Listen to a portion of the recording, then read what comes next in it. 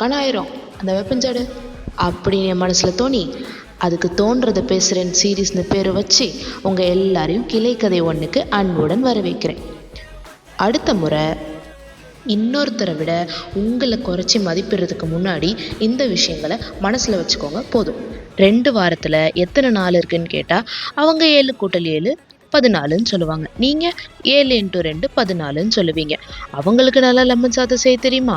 ஏன் உங்களுக்கு ஃப்ரெண்ட்ஸ் கூட ட்ரிப்பு போக சூப்பராக ஆர்கனைஸ் பண்ண தெரியும்ல?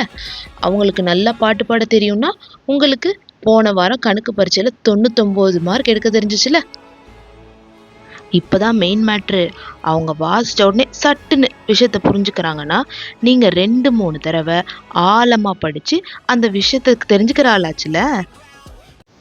இறுதியாக உங்களை பற்றி தனித்துவமாக ஒரு விஷயம் சொல்லட்டா? நல்லா காது கொடுத்து கேட்கணும், சரியா? நீங்கள் இப்போ இருக்க உயரத்துக்கு வரத்துக்கே ஒரு தனி தைரியத்தை சம்பாரிச்சிருக்கணும். அதவே சம்பாரிச்சிட்டீங்க. அப்புறம் என்ன? விடை பெறுகிறேன். நன்றி.